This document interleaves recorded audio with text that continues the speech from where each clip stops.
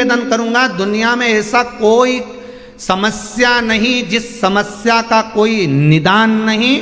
हर समस्या का निदान है, पर निदान किसी दूसरे के पास नहीं, निदान केवल मेरे भोले नाथ के पास में है। आपको अगर किसी समस्या का सफल आनंद चाहिए तो शंकर की शरण में जाओ। आपको सीहोर आने की भी जरूरत नहीं है, आपको हमसे मिलने की जरूरत नहीं है, आपको पंडित प्रदीप मिश्रा के पास नहीं आना, आपको किसी बाबा जोगी के पास नहीं जाना, आपको किसी के बेल भभूति लेने नहीं जाना, आपको तो शिव के पास जाना। जो शंकर की वस्तु है उसको स्वीकार करो, बस शंकर की वस्तु को स्वीकारिए।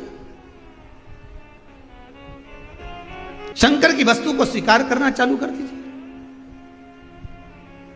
अरे भाई, शिव महापुराण की कथा तो यहां तक कहती है, यहां तक वर्णन कर रही है, जिस व्यक्ति की नौकरी नहीं लगती, सर्विस नहीं लगती, हर जगह पर अप्लाई कर रहा है, बार बार इंटरव्यू देने जा रहा है, लगातार उसको अगर सफलता प्राप्ति नहीं हो रही है तो धतूरा ढूंढो। धतूरा कहीं बाजार में नहीं मिलेगा, किसी वृक्ष से धतूरा तोड़ लिया, कुछ मत चढ़ा, तू शंकर जी के मंदिर में जाकर तेरा नाम और गोत्र बोल और शिव जी को धतूरा चढ़ाना चालू कर दे और बाबा से विनती कर, धतूरा चढ़ाना चालू कर।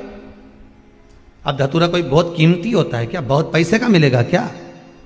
कहीं पे भी मिल जाएगा। धतूरा तोड़ और चढ़ा शंकर जी को। रोज नियम बना ले कि एक धतूरा मैं शंकर जी को चढ़ाऊंगा, प्रतिदिन चढ़ाऊंगा, शिव जी से जाकर निवेदन करूंगा प्रतिदिन। शंकर जी की प्रिय वस्तु में धतूरा, बेलपत्र आदि आदि की तो है, क्या है? चढ़ा रोज एक धतूरा, फिर वही धतूरा जिसके यहां तू इंटरव्यू देने जा रहा है उसी के सिर पे चढ़ गया। जो तूने शिव जी के चढ़ाया वही धतूरा वहां चढ़ा है, तो क्यों चिंता करता है? बच्चे अगर हार रहे हैं, एग्जाम दे रहे हैं, कंपटीशन एग्जाम में बैठ रहे हैं, परीक्षा दे रहे हैं, बहू भी एग्जाम दे रही है, बेटे भी दे रहे हैं, बार बार इंटरव्यू देने जा रहे हैं, हारना नहीं है। शंकर पर विश्वास रखो, भगवान शिव का स्मरण कर कर, शिव का अनुमोदन कर कर, शंकर का भजन कर कर, शिव नाम का स्मरण कर कर जाओ तो सही। सबसे ज्यादा खुशी इस बात की है आज के पर्चों में कि इसमें जितने पर्चे हैं, इसमें सबसे ज्यादा पर्चे इस बात के हैं कि मेरे बच्चों की सरकारी नौकरी लग गई, जॉब लग गई, ये लग गया, वो लग गया। सबसे ज्यादा खुशी इस बात की। और फिर निवेदन करूंगा, ये पर्चे हमारे जाने के बाद यहीं रहते हैं, आप भी पढ़ लिया करो। हम थोड़े बहुत नहीं पढ़ पाते हो तो आप पढ़ लेना, पढ़ लिया। खुशी इस बात की है, हिम्मत ना हारिएगा। हारिया ना हिम्मत, विसारिया ना राम। शंकर का अनुमोदन करते जाओ, शिव का स्मरण करते जाओ, भगवान की भक्ति को धारण करते जाओ, आगे बढ़ते जाओ। एक बात याद रखना, अगर किसी एग्जाम में बैठ रहे हो, बहुत बार बैठ चुके हो, नहीं हो रहा, तो कच्चे दूध में थोड़ी सी काली मिर्च को पीस कर डाल लीजिए। फिर काली मिर्च आ गई, ध्यान रखना। कच्चे दूध में थोड़ी सी काली मिर्ची को पीस कर डाल लीजिए। महाराज, थोड़ा सा कच्चा दूध बेलपत्री के पेड़ के नीचे समर्पित कर दीजिए, अपना नाम और गोत्र बोलकर। थोड़ा सा कच्चा दूध उसी में से शंकर भगवान को चढ़ा दीजिए। फिर एक कलश जल का साथ लेकर जाइए, जो शंकर भगवान पर जल चढ़ा कर आइए। फिर जिस एग्जाम में जा रहे हो उसमें आप चले जाइए, बाबा आपको सफलता प्रदान करेगा ही, ये पक्का है। काली मिर्च शत्रुओं का नाश करती है, आपको बल प्रदान करती है कि आप जिस परीक्षा में बैठने जा रहे हो, आप जिस जगह पर भगवान का अनुमोदन करने जा रहे हो, आप जिस जगह पर कंपटीशन एग्जाम में बैठने जा रहे हो, वहां सफलता देगी वो आपको। अगर कहीं भटक भी गए, हट भी गए, तो वो सफलता देगी।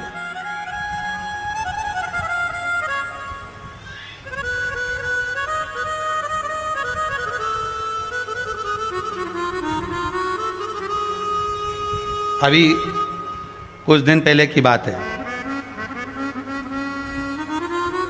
आगरा के अग्रवाल जी का बेटा, उनकी बहन ने फ़ोन करा था कि गुरुजी से इतना बोल दो कि हमारा भाई वो कौन बनेगा, करोड़पति में जाना है, उसका नाम आना चाहिए और बिल्कुल बस पहुंच जाना चाहिए। तो आशीष जी ने खबर करी कि गुरुजी वो बच्चे का सब दूर हो गया और अब वो बिल्कुल, वो कौन सी सीट होती है, हाँ बस समझ जाओ, क्योंकि हमारे को तो एक ही सीट मालूम है व्यास गाड़ी है? तो उस सीट पर वो बैठेगा, गुरुजी उसका सब दूर हो गया, बस वो वहाँ तक पहुँच जाए, क्योंकि अब आखिरी है, उसमें भी बहुत सारे रहते हैं, उसमें तुरंत बस उसका आना चाहिए। तो आशीष बोले, हमने कहा बाबा का नाम लेकर जाएं, होगा क्यों ना होगा, पर वहां तक तो पहुंच जाएगा वो।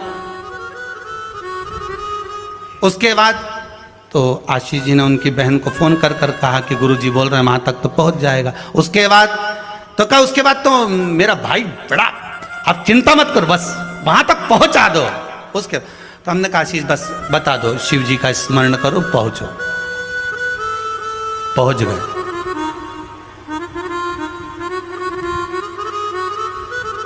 अब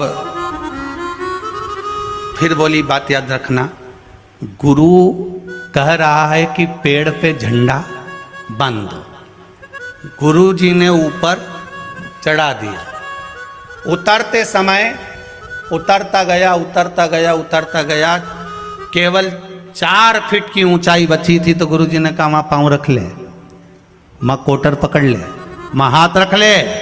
चेले को गुस्सा आ गया, बताओ मैं इतनी ऊपर से नीचे तक उतरा तो गुरुजी एक शब्द नहीं बोला और अपने आप को गुरु पद दिखाने लगे। नीचे आ गया, नीचे उतरा तो गुस्से में लाल हो गए। गुरुजी ने पूछा बेटा आराम से उतर गया? हाँ गुरुजी, पर आपकी ये बात बहुत गलत लगी मुझे। कौन सी?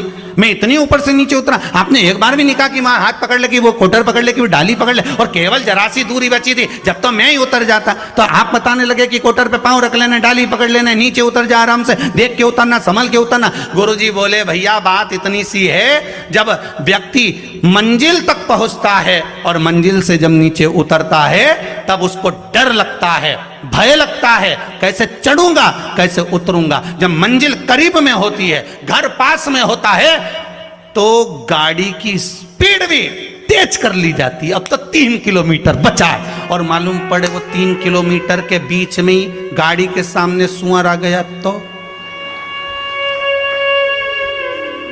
विचार करिएगा जरा, बहुत सोचने वाली बात है।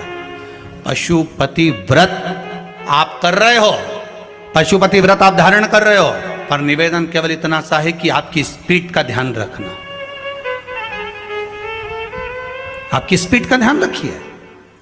आप शंकर का भजन कर रहे हो, आप स्पीड का ध्यान रखिए। कहीं हमारे व्रत में, हमारी पूजन में, हमारे भगवान की भक्ति में कहीं अहंकार तो नहीं आ गया? वो स्पीड देखना पड़ेगी। अहंकार तो नहीं आ गया, अभिमान तो नहीं आ गया? हम भगवान की भक्ति में डूबने वाले हैं, भगवान मिलने वाला है, बिल्कुल सम्मुख में हमारा काम होने वाला है, पर हम क्यों नहीं पहुंच पा रहे? हम वहां तक क्यों? कई लोगों के साथ होता है, सामने थाली लग जाती है, भोजन करने की तैयारी होती है, थाली सरक जाती है, बिल्कुल होने वाला है, बिल्कुल लग गया, अपना तो नाम ही है, और मालूम पड़े गायब। कहीं स्पीड तो तेज नहीं कर ली हमने अपनी गाड़ी की? कहीं अहंकार में तो नहीं डूब गए हम? इसका स्मरण रहे। अहंकार में 3 गए धन, वैभव, वंश, ना मानो तो देख लो रावण, कौरव और कंस। एक जगह कहीं विचार करिएगा।